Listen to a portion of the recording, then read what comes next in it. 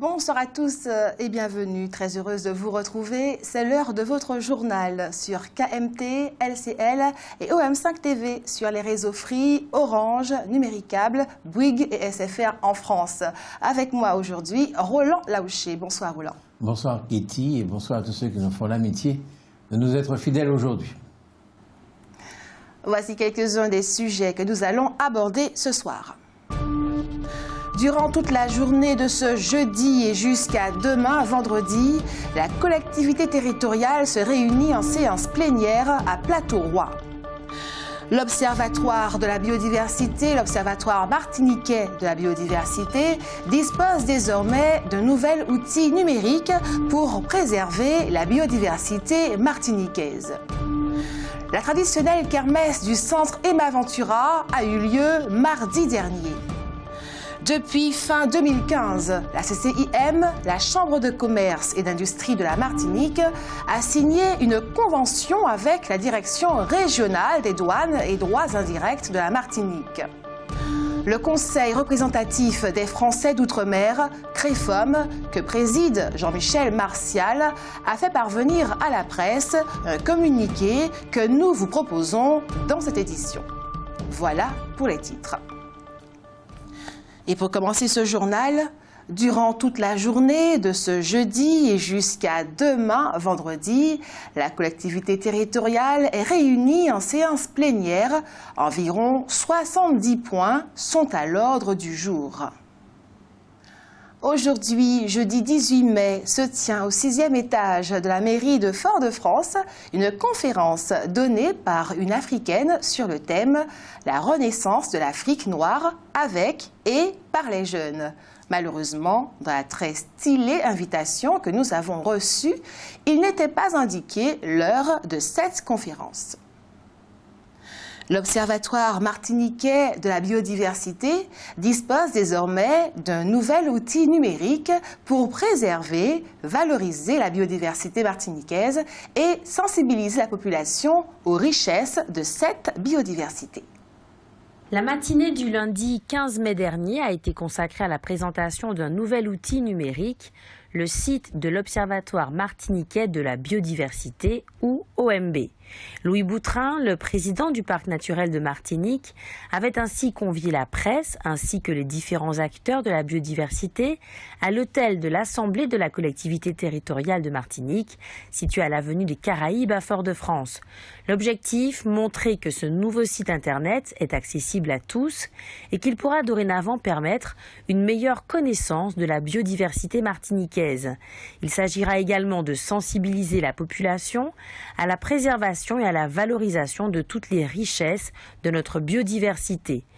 L'Observatoire martiniquais de la biodiversité doit donc devenir une véritable vitrine sur la biodiversité martiniquaise, tout en assurant la promotion de la destination Martinique auprès de potentiels visiteurs. Plus qu'une simple visibilité sur les composantes de la faune et de la flore martiniquaise, le site offre ainsi une présentation des différents intervenants dans ce domaine et leurs actions. Il assure la diffusion des connaissances en étant accessible aux élèves, aux étudiants, aux institutions, aux acteurs privés et aux élus. Cette bibliothèque numérique riche de plus de 1000 documents permet aussi à chacun d'entre nous de partager des informations relatives à l'environnement, comme les randonnées, les nettoyages de plages ou encore de mangroves, par exemple.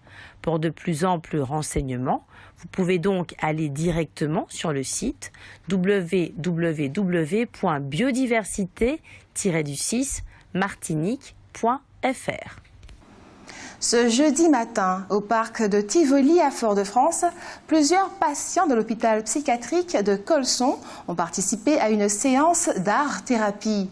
Il s'agit de compléter les traitements médicamenteux par des ateliers. Aujourd'hui, ce sont des cours de danse au son du tambour qui ont été proposés. Il s'agit là d'une méthode qui a fait ses preuves. C'est donc une bonne nouvelle. Mais mauvaise nouvelle, d'après les professionnels en Martinique, les jeunes sont de plus en plus sujets à des troubles psychiatriques. Roland, est-ce que cette recrudescence des maladies psychiatriques chez nos jeunes vous surprend? En fait, ça ne me surprend pas du tout. Franchement, j'ai l'impression que lorsque nous étions jeunes, nous, la vie était beaucoup plus facile. Parce que le monde, en tout cas quand j'étais adolescent, le monde était binaire, était à deux parties. Il y avait d'un côté les méchants, c'était de l'autre côté du rideau de fer, nous nous intéressions beaucoup à la politique. Il y avait ceux qui étaient de l'autre côté du rideau de fer, c'était les soviétiques, les méchants. Et puis il y avait les occidentaux, les américains, les français, nous-mêmes. Et donc pour nous c'était extrêmement clair. Ensuite, lorsqu'est c'est arrivé la décolonisation, eh bien voilà, il fallait qu'on soit décolonisé. Voilà, il fallait qu'on soit indépendant. C'est clair, c'était évident. Tous les pays colonisés recherchaient leur indépendance, mais il fallait que nous, Martiniquais, nous recherchions également notre indépendance. Donc c'était également très clair. Ensuite, concernant la vie professionnelle, il y avait beaucoup moins de chômage qu'aujourd'hui, et donc on ne se posait pas tellement de questions quant à notre avenir. Il y avait beaucoup de concours administratifs, on recrutait des policiers, on recrutait des inspecteurs des impôts, on recrutait des contrôleurs des impôts, on recrutait des douaniers, on recrutait un tas de gens. Et donc il n'y avait pas de problème d'emploi véritablement. Et donc je crois que notre vie était plus simple. Bon, aujourd'hui c'est complètement différent. Les jeunes n'arrêtent pas d'entendre qu'il y a un chômage, que personne n'arrive à juguler. Ça veut dire que quel que soit le diplôme, les efforts que vous ferez, les jeunes auront l'impression de ne pas forcément trouver du travail. Et donc ça leur pose problème. Ensuite, avant, quand on rentrait dans un travail, c'était un contrat à durée indéterminée qui pouvait durer toute la vie. On cherchait la sécurité dans l'emploi presque toute une vie. Aujourd'hui, les jeunes sont de plus en plus des nomades du travail. Ils sont obligés de faire ceci aujourd'hui, la même chose mais ailleurs demain, aller dans un pays aujourd'hui, aller dans un autre pays demain. C'est pas du tout la même sécurité qu'aujourd'hui, ou même une entreprise aujourd'hui, une autre demain. Le monde du travail a également beaucoup changé. Bien. Par ailleurs, au niveau des messages, eh bien, on ne sait plus qui on est. On ne sait plus si on est français, si on est européen, si on est martiniquais, qui sont les bons, qui sont les méchants. On est dans un flou artistique, on ne sait pas. Et aujourd'hui, il y a des gens qui proposent comme combat aux Martiniquais la réparation. Alors la réparation, c'est un combat, c'est évidemment un combat contre les béquets, quoi. Donc, au lieu d'avoir un pays pacifié, on essaie de se développer, eh bien, on va se focaliser dans un combat contre des gens qui sont eux aussi martiniquais. Donc, on est en train, avant dans le combat anticolonialiste, nous avons les Martiniquais d'un côté, les Français de l'autre côté, c'était assez clair. Aujourd'hui, eh bien, on doit se battre contre des autres Martiniquais, il faut trouver le moyen qu'ils réparent, etc. Ensuite, on va se faire un combat pour la langue créole, Bon. Et on se dit, bon, mais quand je saurai parler créole, quelle porte ça va m'ouvrir? Où est-ce que je vais aller avec ça? Non, mais c'est le combat qu'on va faire, c'est la langue créole. Tous les pays voisins, qui sont des pays créolophones, qui parlent créole couramment. Récemment, j'ai entendu sur cette antenne même qu'il y avait un problème au niveau du créole en Haïti. On essayait de faire qu'on parle davantage français. Parce que le créole est très répandu en Haïti et les gens de l'éducation nationale là-bas veulent que ça soit rééquilibré, qu'on parle davantage français. Les Dominicains, quand on va là-bas et qu'on essaie d'interviewer un ministre en créole, il vous dit « Ah non, on ne va pas parler créole, on va parler anglais et il faut venir un interprète. » Eh bien nous, on est à contre-courant, il faut qu'on magnifie le créole, etc. Donc on a un tas de problématiques qui ne sont pas résolues et qui effectivement peuvent, beaucoup plus que par le passé, perturber notre jeunesse. Merci. La traditionnelle kermesse du centre Emma Ventura a eu lieu mardi dernier, l'occasion pour les visiteurs d'apporter leur soutien aux pensionnaires de l'établissement. Ce mardi 16 mai, l'association La Sève, les Amis du centre Emma Ventura, qui existe depuis 27 ans, organisait dans le cadre d'une convention mise en place il y a 12 ans, une mini-kermesse et une tombola. L'objectif est récolter des fonds qui seront ensuite utilisés pour apporter un peu plus de bien-être aux résidents de cet établissement. Marie-Louise Ursulet, présidente très active de la Sève, a expliqué qu'il s'agissait par exemple d'organiser des sorties pour les résidents. Elle a également rappelé que le dernier mardi de chaque mois, le centre Emma Ventura met à l'honneur les pensionnaires à l'occasion de leurs anniversaires. Des stands de fruits et légumes, de fleurs et autres ont ainsi été proposés au public, venus moins nombreux cette année. Malgré tout, les organisateurs étaient très heureux d'être là, d'être mobilisés autour de nos aînés pour qu'ils ne soient pas oubliés à cause de leur fragilité. Les visiteurs, quant à eux, se sont montrés ravis de cette initiative, aperçue en images.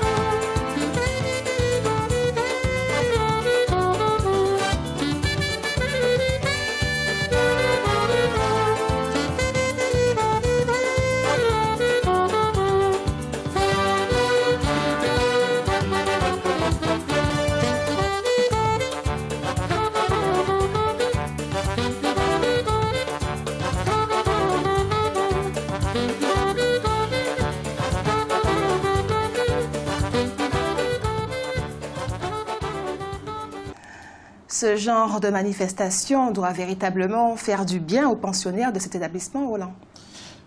Oui, c'est vrai que ce genre de manifestation ne peut que faire du bien. Je sais qu'un pianiste me disait ça l'autre jour, qu'il y a des musiciens qui viennent aux différents étages de ce centre Emma Ventura jouer pour les sociétaires, pour les personnes qui sont là, et ça leur fait également du bien. Néanmoins, je crois qu'il faut faire attention, il ne faut pas bluffer parfois. Je veux dire que des fois, il y a des associations, des structures qui font des pleins feux sur eux-mêmes. C'est-à-dire, on fait une kermesse, comme ça, toute la presse vient, regarde, on filme et ça paraît magnifique. Parfois aussi, à la fin de l'année, on fait un spectacle de fin d'année, on fait une porte ouverte, on fait venir toute la presse et puis tout le monde est content. On a l'impression que tout se passe bien. Alors moi, je vais vous raconter une histoire. Ça vous ennuie ? Vous êtes sûr? Religieusement. Ben, je vous raconte. Je ne dirai pas quel institut, mais c'en était un. Et j'étais le directeur de LCL, à l'époque, le canal local. Et nous avions eu l'idée de faire une émission, vous étiez là, une émission, où une jeune fille, une gamine, qui avait peut-être 12-13 ans, qui s'appelle Doriane, aujourd'hui c'est une chanteuse relativement connue, eh bien cette jeune fille devait aller, parce qu'elle connaissait toutes les chansons anciennes de ses parents, parce qu'elle vivait avec ses grands-parents, etc., donc elle connaissait ces chansons. Et elle nous avait imaginé une émission où elle allait chanter pour ces personnes âgées dans cette maison pour personnes âgées. Et elle chantait pour ces personnes leurs chansons, les chansons de leur jeunesse.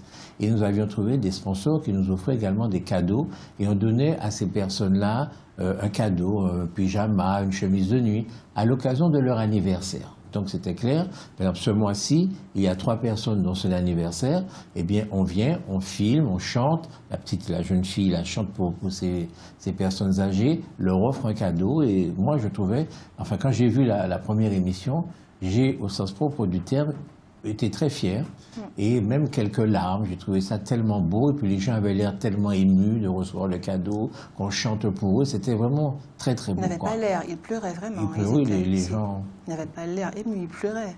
Oui, les gens pleuraient aussi. Les gens étaient très émus. Ouais. Et moi-même, je vous dis, en regardant, je pleurais moi-même, pour vous dire.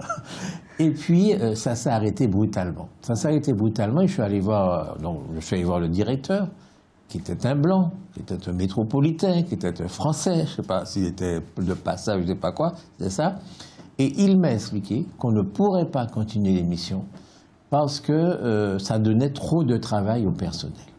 C'est-à-dire qu'effectivement, quand la télévision venait, il fallait que tout soit propre, que tout le monde soit propre, soit bien habillé, etc., que le décor soit correct. Et même si c'était une fois par mois, eh bien, le personnel de cet établissement refusait de faire cet effort. Vraiment, ça a été un crève-cœur. J'ai eu envie de mettre une bombe dans ce truc. J'ai dit, c'est inimaginable, quoi. Et bien, ça s'est passé. Donc voilà, je vais filmer les kermesses, je suis d'accord qu'on en parle et tout, mais c'est quand même au quotidien qu'il faut s'occuper de ces gens et pas comme ça de temps en temps. Merci Roland. Depuis 17h30 ce jeudi 18, le siège du Grand Orient de France, quartier Morne-Tartançon, accueille une conférence débat dans le cadre de la commémoration de l'abolition de l'esclavage. Il s'agit de comparer les combats menés par 2 figures emblématiques de cette abolition, l'Alsacien Victor Schœlcher, très connu, et le Martiniquais Cyril Bicêtre, beaucoup moins connu. Le CM98, une association d'ultramarins qui œuvre en France, souhaite faire du 23 mai le jour de la fierté des descendants d'esclaves. Ce jour-là, elle organise une manifestation depuis 19 ans. Mais ce concept ne fait pas l'unanimité car certains ne voient pas très bien quelle fierté il y a à être descendant d'esclaves. Dans la matinée de ce jeudi, la commune Basse-Pointe, la commune de naissance d'Aimé Césaire, a reçu sur son territoire la visite d'un roi du Bénin. Celui-ci était invité par 2 associations locales pour venir porter un message fraternel entre les descendants des Africains qui ont été déportés en Martinique et ceux des Africains restés dans leur pays. Alors Roland, qu'est-ce que vous pensez de la présence de ce roi ici? Écoutez, moi, excusez-moi d'être brutal, mais rien à faire et ça commence à me fatiguer sérieusement ce genre de truc. Le Bénin est une république, il y a un président de la République du Bénin, et si on doit traiter avec le président de la République, avec le Bénin, c'est avec le président de la République. Il faut comprendre qu'il n'y avait pas en Afrique un paradis avant que n'arrivent les colonisateurs. Il y avait beaucoup de tribus en Afrique et elles se battaient entre elles, comme partout dans le monde. Il y avait des conflits entre ces différentes tribus et ça a beaucoup facilité le travail des esclavagistes. Il y avait une nuée de petits rois nègres qui avaient donc leur tribu, qui avaient leur peuple et ils se battaient entre eux. Et ce qu'ont fait les colonisateurs, ils l'ont fait en Afrique, mais ils l'ont fait aussi au Pérou. Pizarro, au Pérou, a fait la même chose. Il a profité des combats, en fait, des conflits entre les différentes ethnies, entre les différents peuples, pour s'allier avec celui-ci contre celui-là. Et ça a favorisé complètement la prise des esclaves. C'est-à-dire que les esclavagistes s'associaient avec un roi nègre. Et puis, ce roi nègre allait se battre contre un autre roi nègre, donc gagnait, puisqu'il était appuyé par des blancs avec leurs fusils, etc.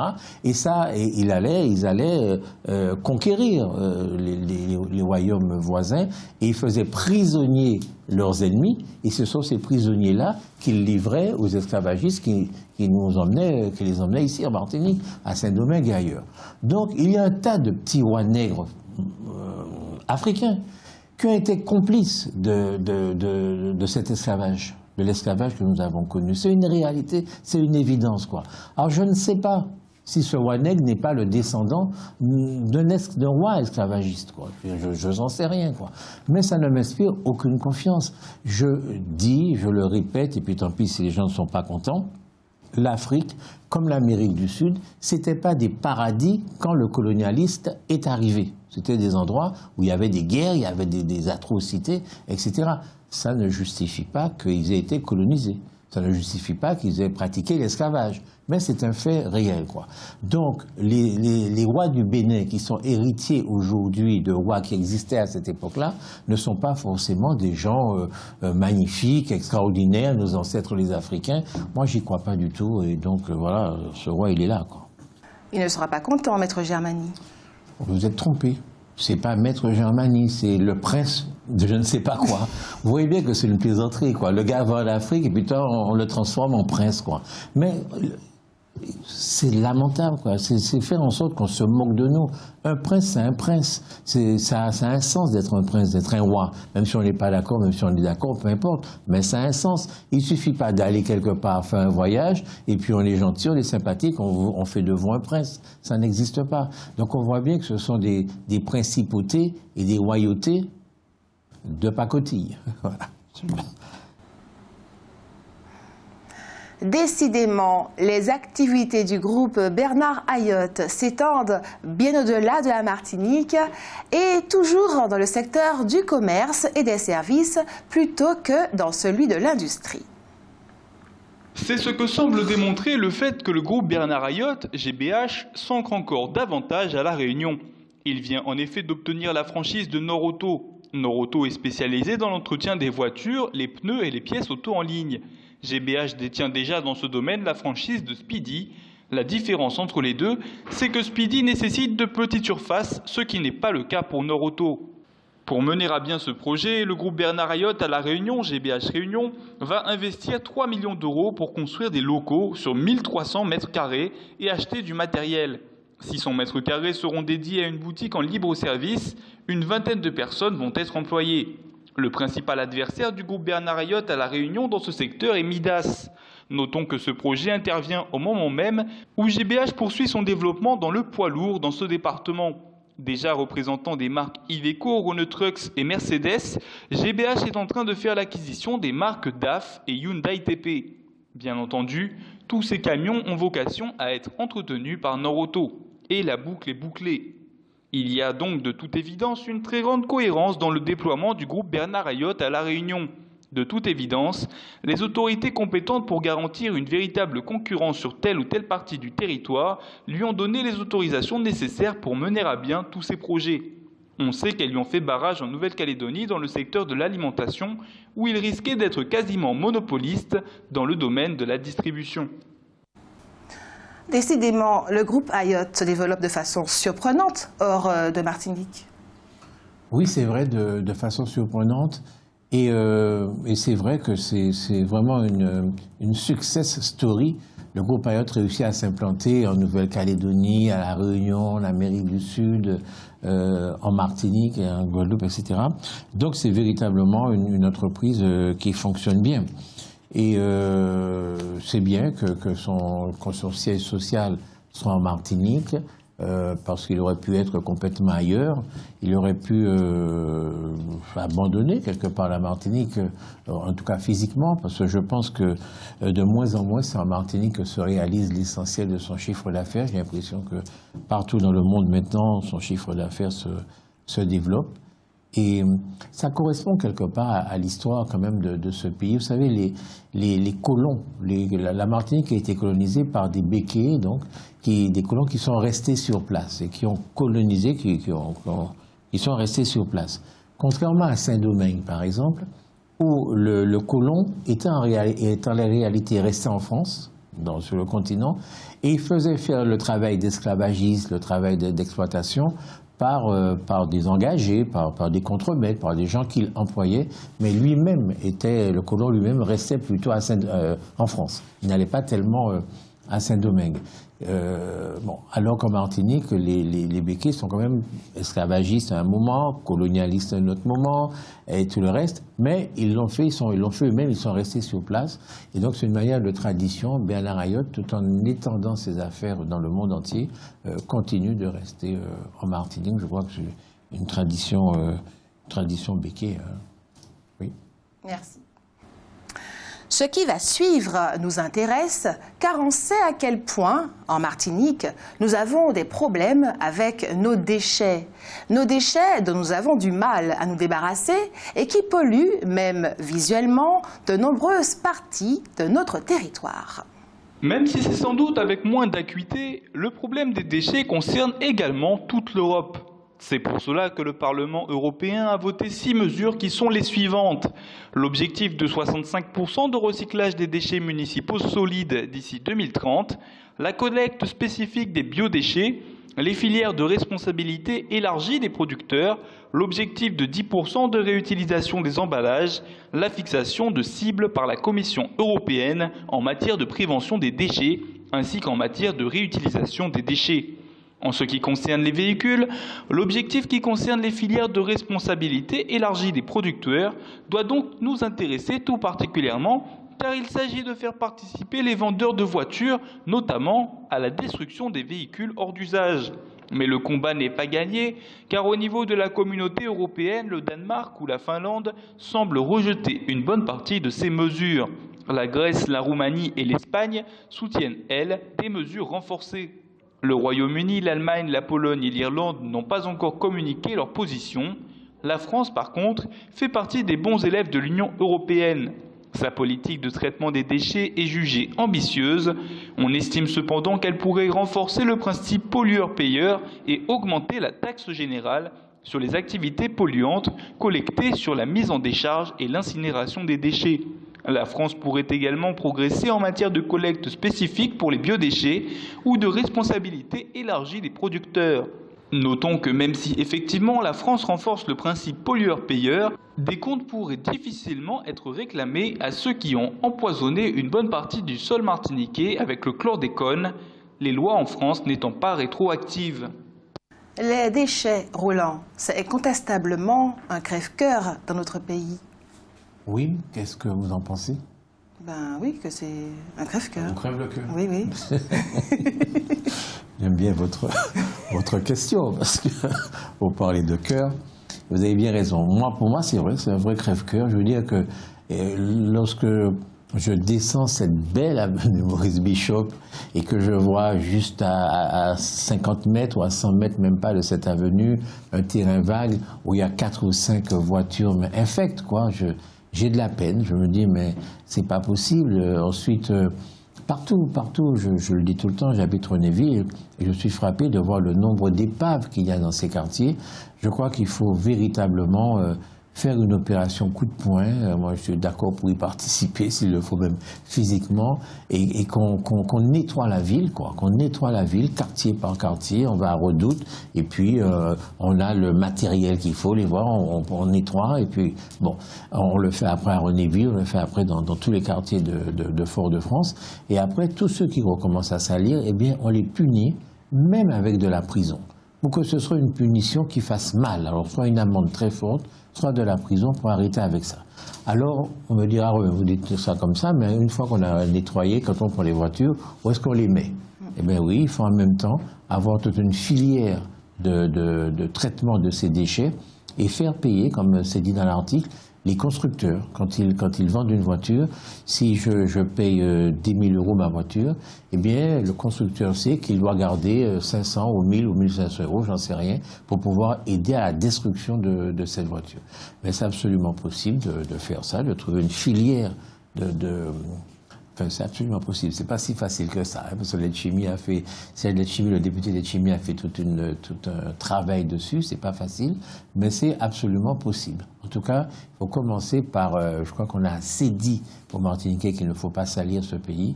Maintenant, à mon avis, il faut nettoyer et puis sévir. Merci Roland. Et c'est l'heure de votre savoir et réfléchir. Roland Laouchi.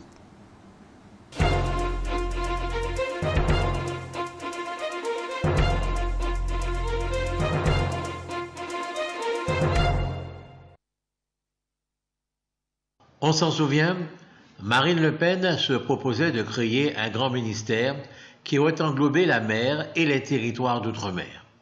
Annick Girardin, peu après son arrivée au ministère des Dom-Tom, a expliqué à une journaliste qu'avant d'être nommée ministre, elle avait longuement conversé avec le président de la République qui lui avait clairement indiqué que la mer allait entrer dans ses attributions, notamment tout ce qui concernait la mer à proximité des Outre-mer, avec éventuellement des structures spécifiques pour chacun des territoires. Ce n'est pas par hasard, et ce n'est pas non plus pour marcher sous les plates-bandes du Front National.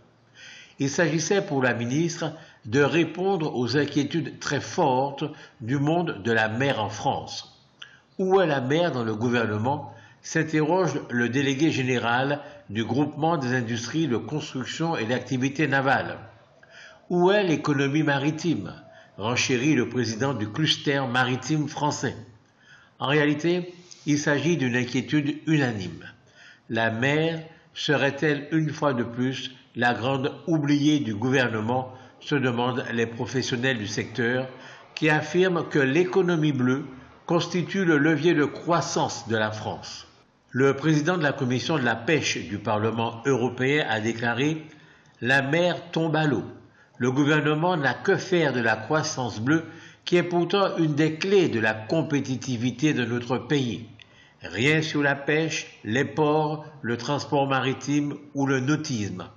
Oublier la mer est une faute.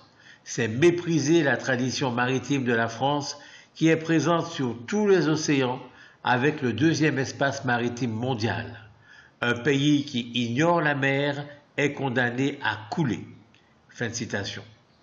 Tout cela doit nous interpeller, car il pourrait en résulter une transformation profonde des missions du ministère des Outre-mer dont nous ne pourrions que pâtir, tant il est vrai qu'à elle seule, la partie, disons, terrestre des Outre-mer de la France nécessite un ministère. La solution serait bien entendu que soit créé après les législatives un ministère ou un secrétariat d'État dédié à la mer. Mais il aurait, c'est désormais évident, l'obligation de travailler en étroite collaboration avec le ministère des Outre-mer. Dans la rubrique Santé ce soir, il est question de Fitch Pédicure. À la demande du ministère de la Santé, l'Agence nationale de sécurité sanitaire a réalisé une évaluation des risques pour la santé liés à la fiche pédicure. En voici les principales conclusions. La fiche pédicure en France n'est encadrée par aucune réglementation sanitaire spécifique. Or, depuis 2010, l'offre de soins s'est considérablement développée en France. Plusieurs centaines d'établissements d'esthétique ou de bien-être proposeraient la fiche pédicure. Dans l'impossibilité de désinfecter l'eau en raison de la présence des poissons, il existe un risque potentiel de transmission d'agents pathogènes d'origine humaine ou animale par le biais de l'eau au cours de la pratique de la fiche pédicure. Certains usagers peuvent introduire des gènes, notamment mycosiques, tandis que d'autres sont plus à risque d'infection comme les diabétiques, les personnes immunodéprimées ou tout simplement des sujets ayant des lésions cutanées aux pieds. Si le risque d'infection est réel, il est faible, indique l'agence. Et à ce jour, aucun cas n'a été rapporté en France. Cela dit, le risque est plus élevé chez les personnes sensibles souffrant de diabète ou de lésions aux pieds. Malgré tout, l'Agence nationale de sécurité sanitaire estime nécessaire d'encadrer les pratiques par une réglementation adaptée comprenant notamment des procédures d'admission et d'hygiène des usagers. Reste à s'assurer que les poissons sont bien des Gararoufa et donc dépourvus de dents. À défaut, des poissons plus gros, munis de dents, peuvent provoquer des microplaies, augmentant les risques d'infection. Voilà, c'est la fin de ce journal. Merci à vous de l'avoir suivi. Merci de votre fidélité. Merci Roland pour vos commentaires. Merci Guéty de m'avoir accueilli sur ce plateau et merci à vous de nous avoir accueillis chez vous.